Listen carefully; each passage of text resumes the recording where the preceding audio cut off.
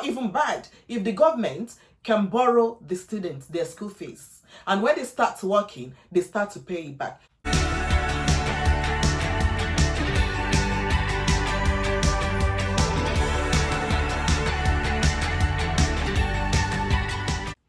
Hi everyone, you're welcome back to my channel. My name is Ronin.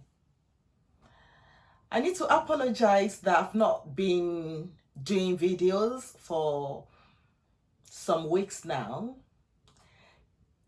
It is due to the fact that I have been badly affected by what happened in Nigeria, where I originated from. One of the benefits of my subscribers that are not so familiar with Nigeria. So it happened that the youth came out to protest because they weren't happy with the way the country was being run by our leaders. I don't think there's anyone that doesn't know that the corruption is a thing of pride in Nigeria. By the time somebody is elected to lead, all they do is that they pack the money into their own pocket, they get rich quickly. Within 1 or 2 months, they are super rich. Aside that, the system has been manipulated only to favor the politicians and no plans at all for the citizens of the country. The politicians are not in that country. They are stickily rich. I tell you, richer than the prime minister, richer than people in government in America. For a person's salary is a times 10 of that of Prime Minister of England. That's what they get there. And you see them, what do they do with it? They build massive houses like what you have at Buckingham Palace. They embezzle the nation's money. And these youth weren't happy about it because the stealing, the corruption has started from the top and it goes down. No unemployment benefits being paid to them. Their parents will struggle to sponsor them in schools. Maybe their parents could be petty traders that have no support whatsoever from the government. Some of them, the parents may just be selling. At the end of the day, they finish, there's no job for them. And aside that, if they struggle, and maybe they have some people in the developed countries and those people send phones to them for them to be using. And another force that is called SARS would stop them. They search their phones and they collect their phones from them. They may even lock them up that they've stolen it. This force would stop people, collect their phones, steal it from them, steal their laptop from them, lock them up, beat them, rape them, kill them. So that has been going on. They get shot for not giving money to place. So these youths, they got so fed up because imagine somebody who sold oranges and there was a lockdown. The country didn't make any provision for anybody, and you imagine what state they will be. So that has just ended, and these youths, they went back to uni. The parents will struggle again. The parent that did not work for so long during the lockdown, and the uni got closed again. And during the lockdown, donations were given to the country so that Nigeria will be able to provide for their citizens during the lockdown. But unfortunately, those things that were given to Nigerian government to be given to their citizens, you know what they did? They hid it. They hid those things. They did not give them all the palliatives, and they had to come out to protest because this suffering, they came out because this suffering is too much. Why did we elect you? By the time you elect somebody in the position of power, I tell you, it won't take 2 months for you to notice that this person has become a multimillionaire. So they came out that we have not voted you for you to just take care of yourself. We have voted you in for you to take care of the nation. This SARS, you have to put an end to it because they're making our life miserable. Despite everything we've going through, these people make our lives miserable whenever we go outside. So they protested. It was a peaceful protest, and one way or the other, it was some people were sponsored for them to go and disorganize the protest. They don't have any hope of getting jobs unless you know somebody who is somewhere that will just make a phone call and direct you. So if you don't know anybody, you just forget it. You're never going to get a job. And what the government does that is very annoying is that these children, you've never supported their parents.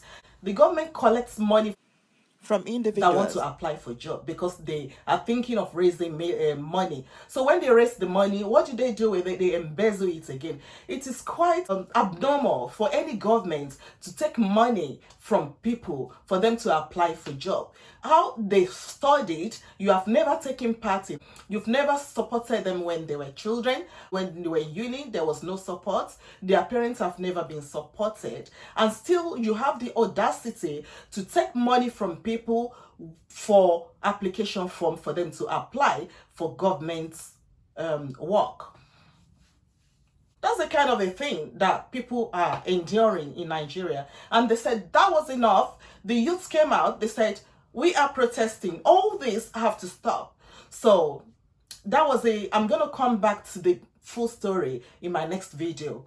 So what happened was that in Lagos State, in the House of Assembly in Lagos State, so they had a sitting, and two members of House of Assembly condemned the youths.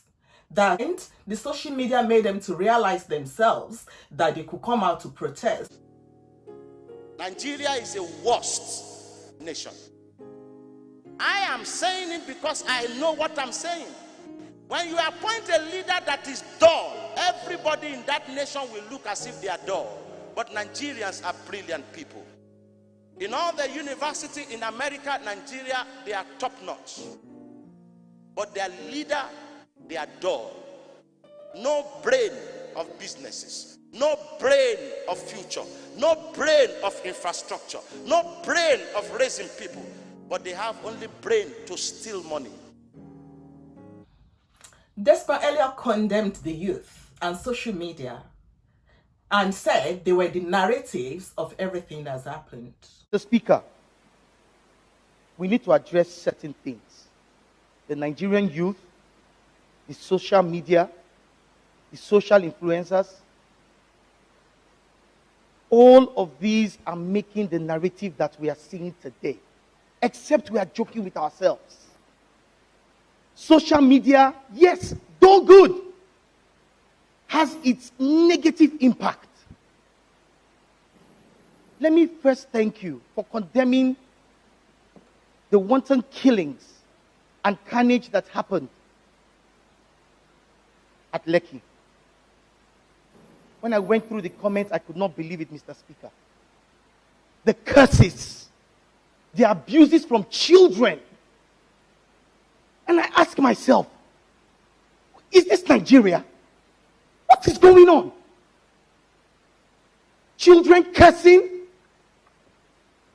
people having the effrontery to enter an Oba's palace, hold the staff of office. Culture is gone. Mr. Speaker, in the next 5 years, there will be no Nigeria. If we don't start now. The youth is not only those who do the peaceful protest. Those who have looted, who have destroyed lives, they are youths as well. Mr. Speaker, pregnant women went into malls, picked things and... I wonder, I say, how are they the narratives? How are they the narratives? I was watching Desmond Elliot. I was like, does it think he's acting a film or what? Because Desmond Elliot is an actor. He was an actor before he was voted for.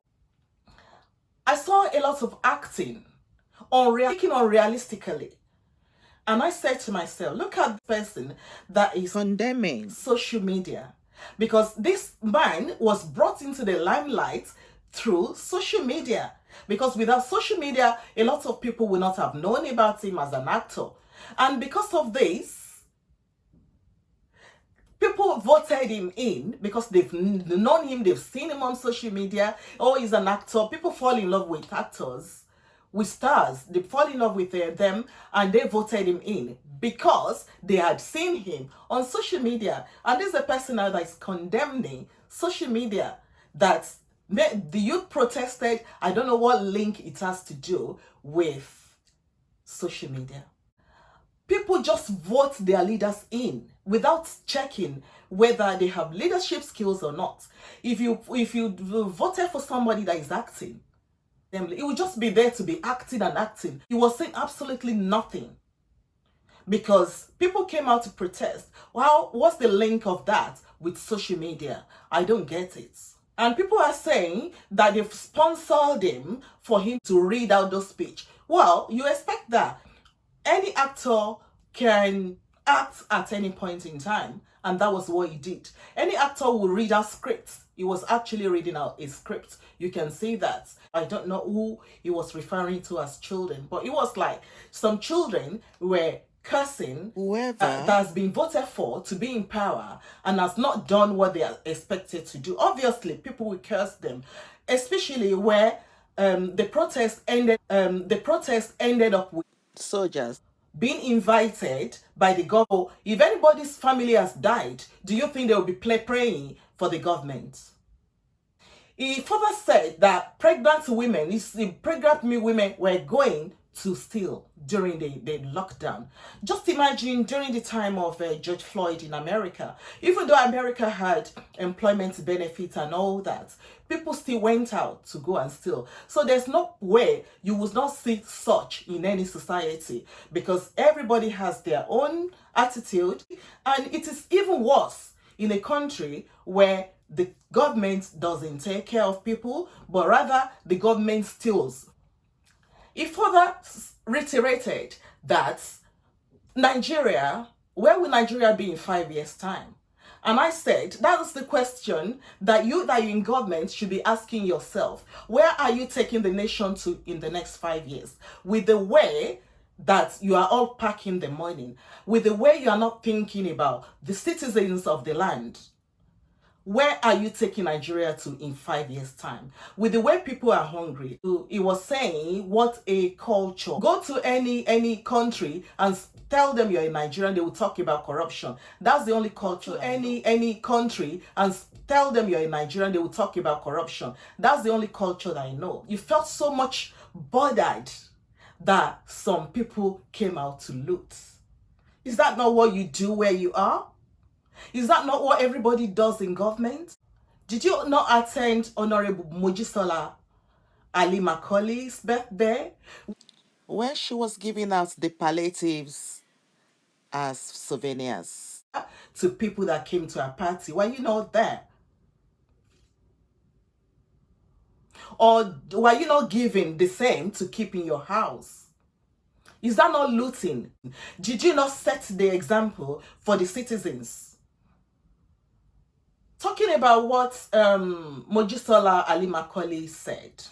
I like your submission, Mr. Speaker, that it is not unemployment that should be the bane or the reason why youths will come out and begin to misbehave. There are unemployments in so many countries of the world, even in the United States. I schooled in the UK, and I saw a lot of young people who were not employed, but they didn't become hoodlums. Why can't we look inwards and look for solutions to our problems? Why can't the young people look within themselves, look for their talents? Even if as graduates, what stops you from becoming a designer or a professional tiler or what have you, and make a brand of it? She said she studied in UK. Did 1 year online training according to this. You studied in Lagos. You studied in Nigeria. How come you said you studied abroad? Okay, if you did study in England, as you have said, in UK, as you have rightly said, you would have noticed that when people graduate and there is no employment, they usually pay them unemployment benefits. But in your own case, you said they can go and learn fashion designing. It is their choice if they want to do that or not.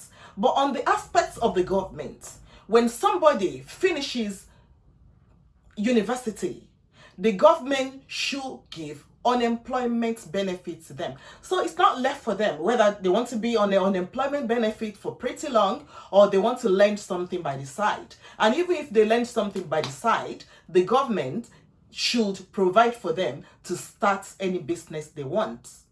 So you cannot just say, go, go, go. With which money? The money you are embezzling. It's so surprising that you, Nigerian leaders, you don't have the interest of the people that you are leading. What provision are you making for them? Even as you have rightly said, go and learn. Which money are you providing for them? Fashion designing, who is going to buy the material, the equipment they're going to use? You are not making provisions for that. And you have the guts to come out and tell people, go and do. With which money? The palliatives that they were giving for them to feed during coronavirus, you stole them. You used those palliatives that were meant for the poor people to dash out to people on your birthday. Still, you are condemning them. They should go and do. It is absurd. It's not absurd to them. It's rather absurd to the governments that have shared what were meant for the citizens. You can be rich and still poor. People need to understand. You can have millions in your bank account and your mindset is still stuck in poverty. Ni mo fi ní pé k'Ọlọ́run ọba jọ̀ọ́ má ṣe mí lólówó tó ń jíndómì. Aláwùrà bí jọ̀ọ́ má ṣe mí lólówó tó ń họ́ di spaghetti. Ṣe rí pé àwọn olówó wa kàn lówó ni. Ìyà ń jà wọ́n fúnra wọn gan. Jí spaghetti, jíndómì noodles. Also, you commissioned a borehole. You stood there. I said, how could somebody who had lived all her life in UK could stand with 2 taps of water running through borehole? Up till now, the country doesn't have good water system. They don't have electricity. They don't have good roads. And people are getting rich. The politicians are getting extremely, seriously rich. Nigeria is a place where some politicians, they get over $2 million for their salary in a year. We need to have data of everybody in the country. We need the statistics for that, for us to get the data of everyone that is in the country, so that we'll be able to make provisions for everyone. Not just people in government, not just the politicians sharing the money that is meant for the nation. So that we know those people who are unemployed, we know those that are in school, that it's not even bad if the government can borrow the students their school fees. And when they start working, they start to pay. I think you said you schooled in, they don't use the word school anyway. I think you said you studied in England. That's what they do. The government will borrow them money to pay their tuition. They borrow them the money for maintenance. And when they start working, they start to pay. You can always introduce that to the system rather than condemning those that you have stolen their Indomie to give out on your birthday party. I expected the two of you to have spoken and condemned the act of sending military with guns to peaceful protesters. It was after the protest that the palliatives were discovered that you were meant to give to the people, the citizens, during the lockdown. It was after the protest that it was found. I expected you, although you, Mojisola, wouldn't, and a number of you, because much of it was locked up and was being repackaged and sold to the public. I expected you then to speak about meeting the needs of the youth. I expected you to speak about the shooting at Lekki toll gates. I expected you to speak about unemployment benefits for the youth, for the graduates, or for the youth, not necessarily graduates. I expected you to discuss about giving income support to people that do not have income, how to increase the salary of police so that graduates will be able to join the police force. I expected you to speak about reduction in the huge salaries of the government officials so that everyone will be taken care of. I expected you to speak about the decadence in Nigeria. which filters from the president himself right down. After the killing at toll gates, the president of the nation made a speech, and the speech was recorded, and still they put live video.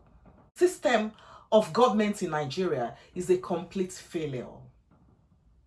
It is better for you to start changing now, to start discussing how Nigeria will be improved, so that in 5 years' time, Nigeria will be intact. How can a government, how can you hold indomine? I mean, this is intolerable.